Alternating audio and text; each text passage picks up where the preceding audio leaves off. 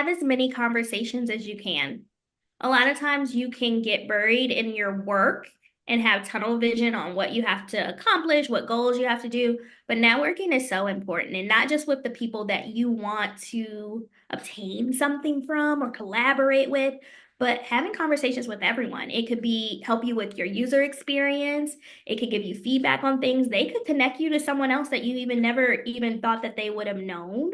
So having conversations and just being a nice person is a good thing. Like, now don't do work for them for free, but it's always okay to have a quick 10-minute chat or to meet someone at a conference and have some talks or invite them to coffee the next morning or that night or something so you can learn a little more about them and what they do. You would be surprised at how many different opportunities could come forward from that, as well as like how many times there are like 6 degrees of separation.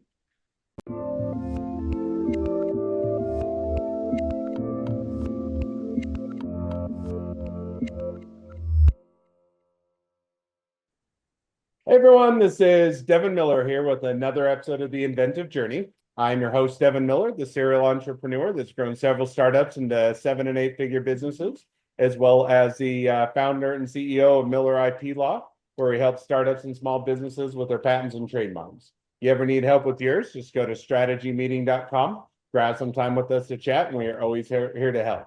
Now, today we've got another great guest on the podcast, Erkeda DeRouen. And Erkeda started her journey growing up, always wanting to be a doctor. So as she went into high school, started volunteering in the medical setting and in that industry, and then looked at colleges with high acceptance rates into medical schools, and went off and did that. Went to medical school and did the family medicine route. Worked as a doctor in a local health center, health clinic with the underserved, and then had an opportunity to, as part of or along that, to negotiate with the unions for the health centers, and learned a lot during that experience. And then from there, decided to look into do something else, and went into the more natural medicines route, and worked for a company in that area, and developed some products. From there, branched out and started doing consulting, and started charge for the consulting, as she found that it was a great option for her, and shifted over and did that full time. So with that much as a introduction, welcome onto the podcast. Thank you for having me. Absolutely excited to have you here. So I just gave a quick intro to a much longer journey. So why don't we rewind and unpack that just a little bit, and tell us a little bit about your journey, how you got started growing up, always wanting to be a doctor. I think you summarized it a lot more succinctly than I do. Of course, those who will be listening will hear that I'm pretty chatty. So, like you said, I feel as though I've always wanted to be a doctor. I see pictures at home, like at my mom's house, of like me at 3 years old with a little doctor's kit, and just wondering. And I know this sounds like super cliche because we'll see those commercials with like the very heartwarming stories of children who were impacted by cancer, and you'll see like the St. Jude's commercials out there. And I remember even in the elementary school, like saying, "Oh, I want to help those kids." So that kind of grew into me being a little more inquisitive because I do love science, like science fairs and things were my jam. And I love talking to people. So putting that together was just natural to become a physician. So around the house, I would help out. Like I used to go to my grandparents' house after school. So my grandma had diabetes. So I would help her with her insulin injections and just look for different opportunities to learn more about the field. So now you say, okay, kind of got that inclination, or discovered early on that, that was an area that you wanted to focus on or otherwise wanted to pursue. Now, if I remember right, you were kind of, as you were going through high school, kind of, you know, I'll say dipping your toe in the medical industry, or getting a bit of experience. You looked at colleges and kind of said, hey, if I'm going to go down this route, I want to, find a college that has high acceptance rates into medical school so I can start the journey off right. Is that right? Absolutely. So I had been working and doing a lot of volunteerism, doing some shadowing with different health clinics at different hospitals. And when it came time to look into what university I would go into, I looked at different options, looked at where I wanted to go, and I wanted to narrow it down on the list of where the most Black physicians were accepted into school. And to be honest, we're kind of like HBCUs are a little prideful of their numbers. Xavier University is actually the college that gets most Black doctors into school. But going into where I wanted to go, I just felt like so at home at Hampton University, and they had a pretty high rate. So I chose them. No, it makes sense and sounds like it was a great option, a good opportunity. See, you went off to school. What did you study as undergraduate and leading up to going to medical school? I studied biology, so I got a really great education at Hampton University where we all came together. We were doing all of kind of the prerequisites for getting into medical school, taking the MCAT, which is the entrance exam, and figuring out like when I went there, I had really great mentors and advisors who were like, okay, here's your 4 year plan, map it out so you'll know what to do and how you can arrange your schedule so you'll be able to take the exams and stuff without a lot of stress. So it was a really great opportunity. And then building those relationships with the different advisors and things during that time. One day I was walking in the hallway and they were like, hey, did you know this program was coming? And I was like, no. They're like, sign up and go, and I'll write you a letter. So I went to learn about an opportunity with a partnership they had with Boston University called the Early Medical School Selection Program, or EMSSP, where they basically it was like real world, but for college, where they took 15 strangers from different historically Black and historically Latin ex colleges and Native American. And they put us all together in a home in a brownstone in Boston. And we went there the summer after our sophomore and junior year. And then our entire senior year we spent there taking pre-med classes, learning about the city. And then eventually our senior year, we ended up taking actual medical school classes and, you know, the MCAT and all of that kind of stuff that would help us prepare to matriculate into medical school. And if you did well, passed your classes, all of those kinds of things, and you decided to come and they accepted you, you'd be able to go. So that's the program I ended up doing. And I ended up going to Boston University School of Medicine. Makes sense and sounds like a good evolution, good educational journey. So now you go and you spend a considerable amount of time doing undergraduate, going into medical school, doing the studies. And I think if I remember right, you mentioned you kind of decided to go down the family medicine route or kind of do that as the area of focus. Yes, I'm a primary care girl at heart. I feel as though we have to think about ways in which we can prevent disease as well as helping people kind of navigate those ways. So for those who aren't familiar, we do different rotations in medical school where you'll do like cardiology for a month and you'll be a surgeon for a month and everything seemed okay. But when I got to like those primary care components, when you're in clinic just having conversations with patients, that's where I felt the most at home. So I decided to do primary care. So I applied to different places after that, after doing some volunteer work and doing some shadowing, all of those kinds of things. And for those who don't know, the residency process is kind of like the NBA draft, where you kind of put yourself out there and you don't know where you're going to go. They have to kind of like select you. You both select and you say okay. You put up a list. The machine algorithm does it. After you've interviewed at these places, you rank them and you find out on match day where you're going. So thankfully, I ended up going to my number one choice at the University of Maryland, which was back at home, and I did their family medicine program there. Awesome. So no, sounds like a great part of the journey. So now you're coming out medical school, went into the family medicine and kind of went down that route. Now you're coming out, kind of where did you decide you wanted to start your practice? Was it, hey, I'm going to go out and do my own practice, work for a local, our local health center, work at a hospital, or go somewhere else or pursue a different option? Or kind of how did you decide within the medical practice or or starting to practice medicine, what you're going to do? That is a great question. And a lot of our friends talk about this now.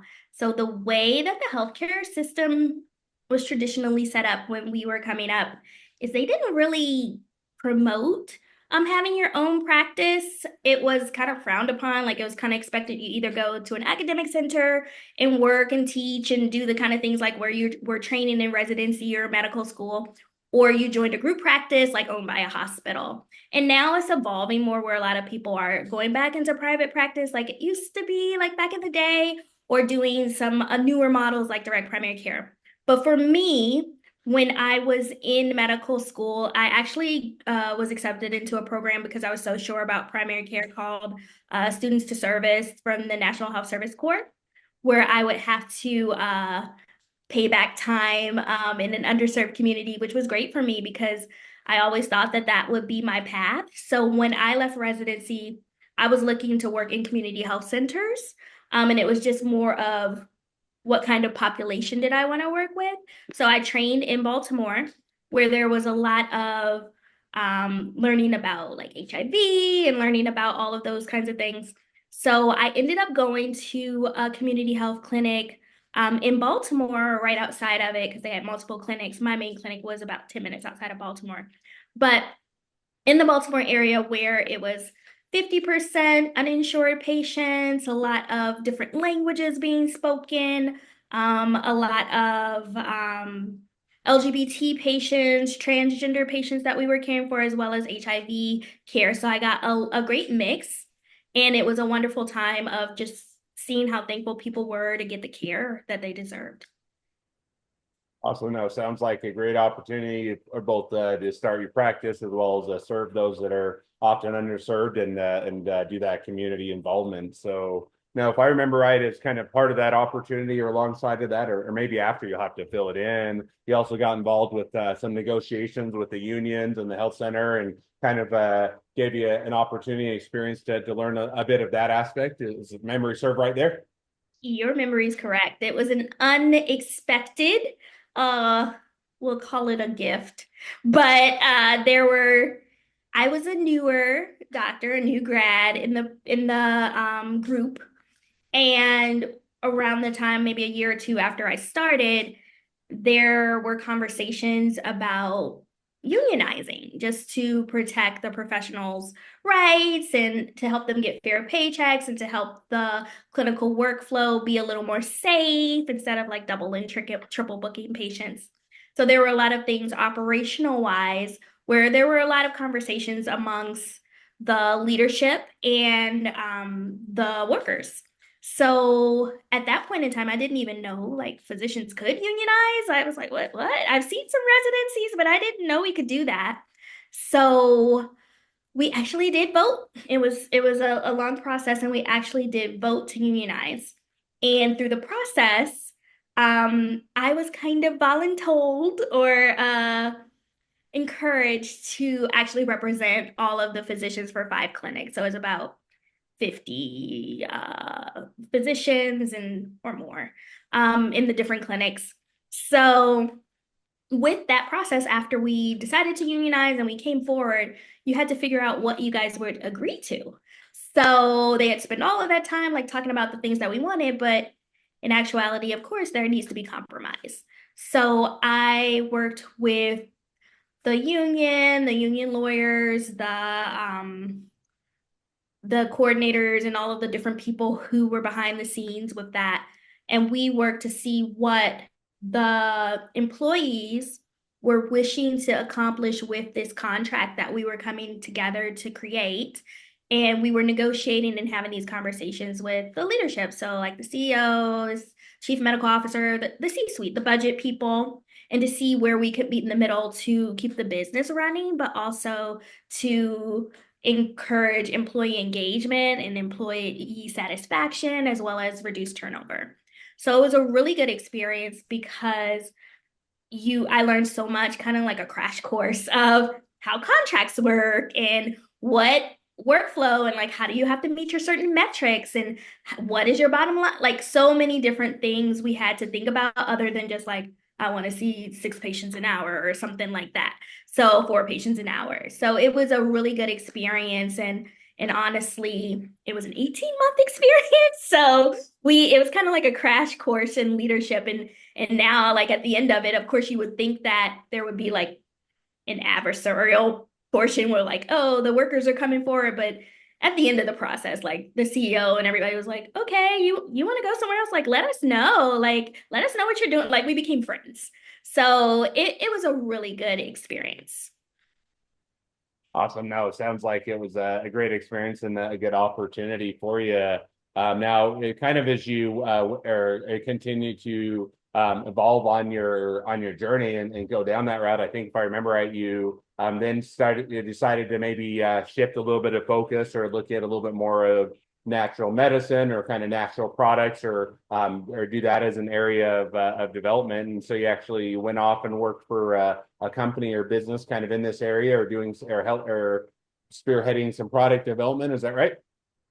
So it wasn't necessarily like natural medicine, but telemedicine. Okay. So um when it was time, my contract was up and I was looking for other opportunities in healthcare.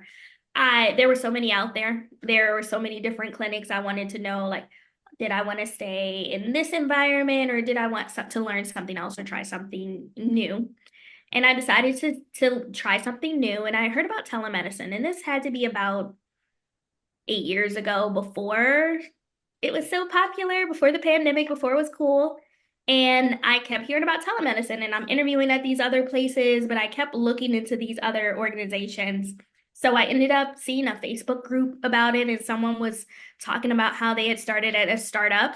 At that point, I don't even think I knew what a startup really was. I was like, oh, I had my head in the books.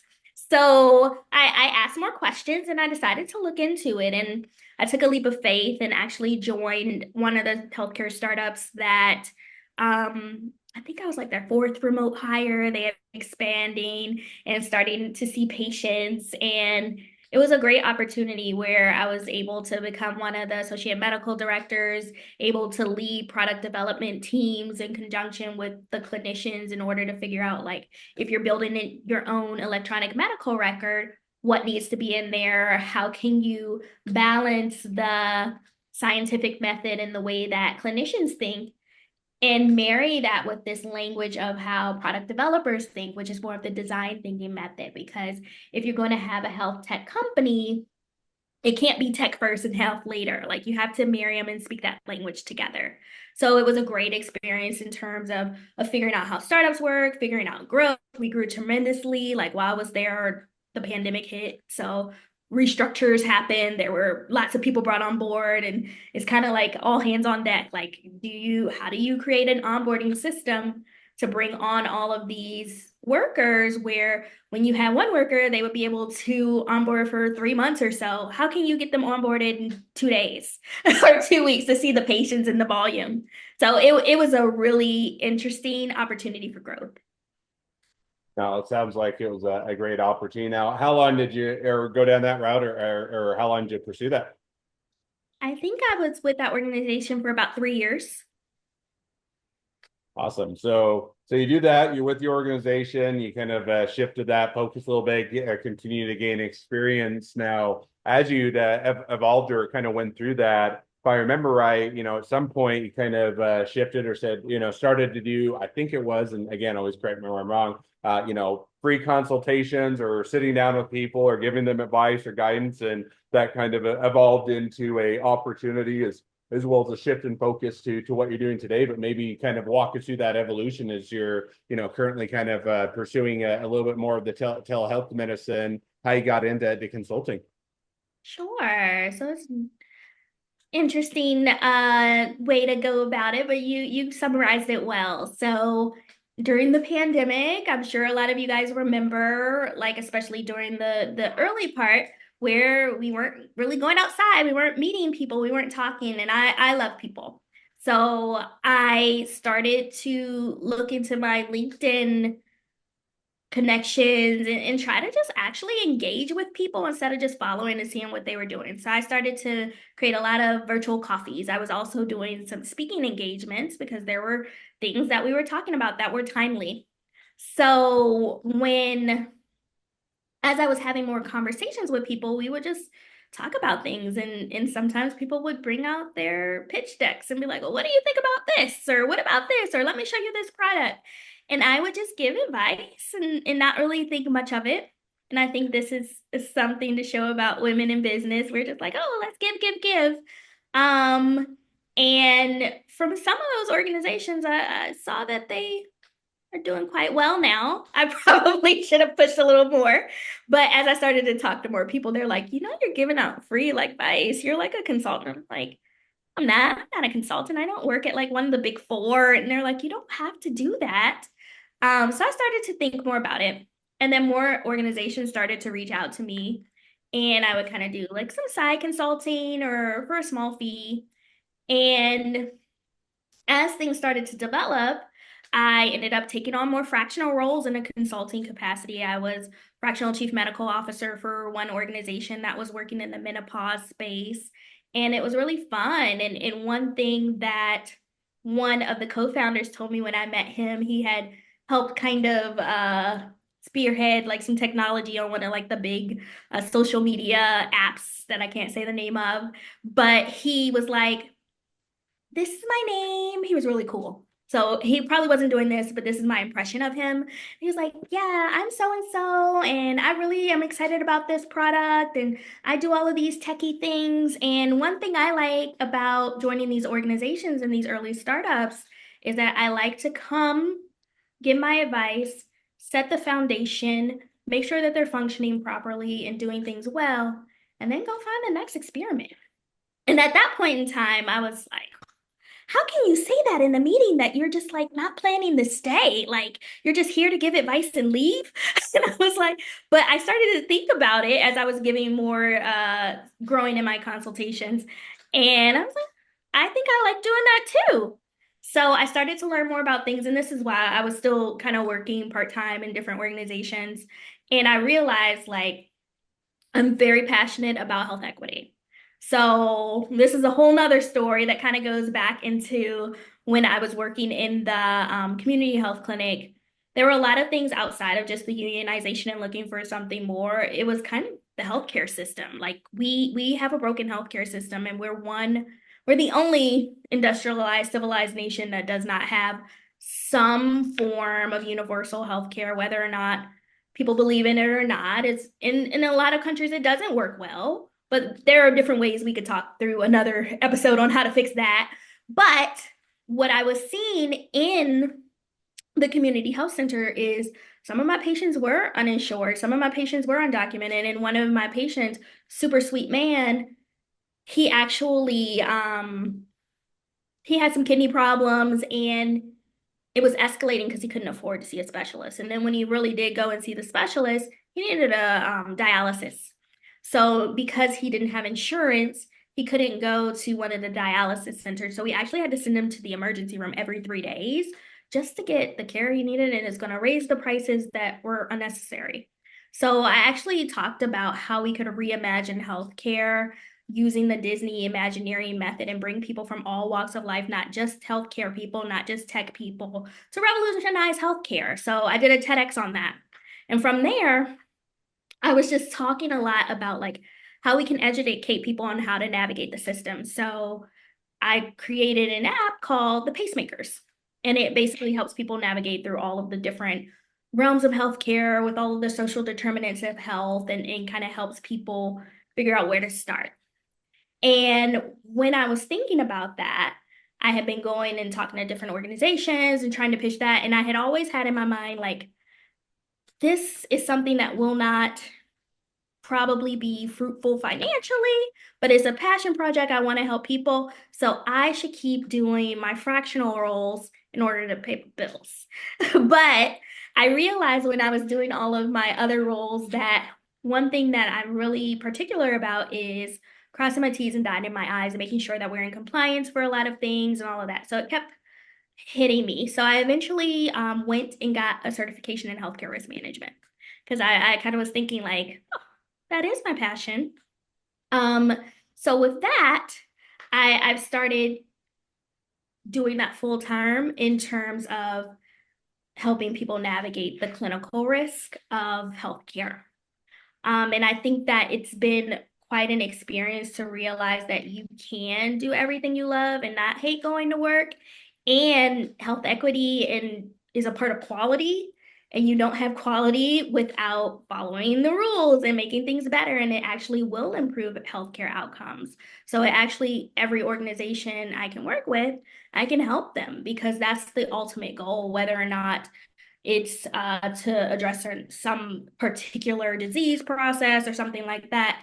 If you are giving quality care, it's going to improve patient outcomes. It's going to improve your bottom line. And we've seen that health equity can cost about $450 billion. So if you don't want to address that, then you're not going to do much in the healthcare system. Awesome. Well, sounds like a great evolution of the journey and great opportunities that presented themselves to you. So now as we've kind of reached the present day of the journey, great time to transition to the two questions I always like to ask towards the end of each episode. So we'll jump to those now. So the first question I like to ask is, along your journey, what was the worst business decision you ever made? What'd you learn from it? I think you'll love this one because you're a lawyer. And I would say the biggest lesson that I learned, as you guys have heard my conversations with different organizations and things like that, don't do work without a contract. I've made that mistake, and there was one organization that I've been working with on and off for a few years, and I had talked with them once about potentially joining them. They had flown out. We were doing all these things, but it was still when I had a non-compete with one of my organizations that I had worked with full time. So it wasn't the best time for us. So they ended up getting another chief medical officer, which was fine. They circled back when I was free and asked if I would like to consider the opportunity again. And I said yes. So we started to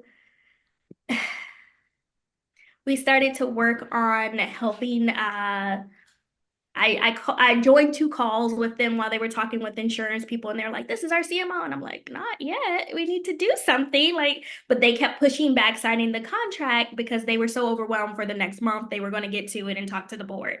I was like, "Okay, well, I'll start and do this," and then they were doing an SBIR application, so they were like, "Can you write us a letter and relook over this?" So I was like, "Okay, but after this, I'm not doing anything else until we sign the contract."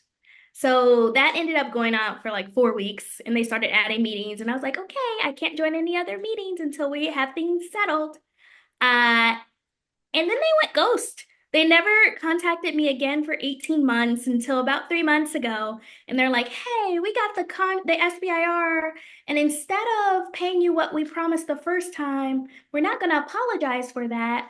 But we pay you like an eighth of that just to do the parts on this thing. And I'm like, no. So I would always say you can be very nice, but you have to have things in writing or it didn't happen. And you should not work for free. Like you can give advice, you can be nice like on broad things, but when it gets to taking many hours of your time that could be valuable and used in different capacities of your work, you should charge for it. No, I think that, and it's one where as you're getting started, as if you're less familiar, it's the first time, kind of going out on that, you're saying, hey, everybody will or go by what they said or what they indicated, or we're all working, for the same goal. And so a lot of times you kind of jump over a lot of, or what is oftentimes beneficial, which is getting in and writing, getting in that contract. And so it's one where, you'll go in there and it's an easy place to make a mistake. But on the other hand, if you find the old adage is if it's not in writing, it never happened. And oftentimes that, holds true, which is if you don't have it in writing, memories change, things change, circumstances, people understand things differently. So definitely an easy mistake to make, but a great one to learn from. Second question now that I'd like to ask you. So now if you're talking to somebody that's just getting into a startup or a small business, what would be the one rule of thumb that you'd recommend? Have as many conversations as you can. A lot of times you can get buried in your work and have tunnel vision on what you have to accomplish, what goals you have to do. But networking is so important, and not just with the people that you want to obtain something from or collaborate with, but having conversations with everyone. It could be help you with your user experience. It could give you feedback on things. They could connect you to someone else that you even never even thought that they would have known. So having conversations and just being a nice person is a good thing. Like, now don't do work for them for free, but it's always okay to have a quick 10-minute chat or to meet someone at a conference and have some talks or invite them to coffee the next morning or that night or something so you can learn a little more about them and what they do.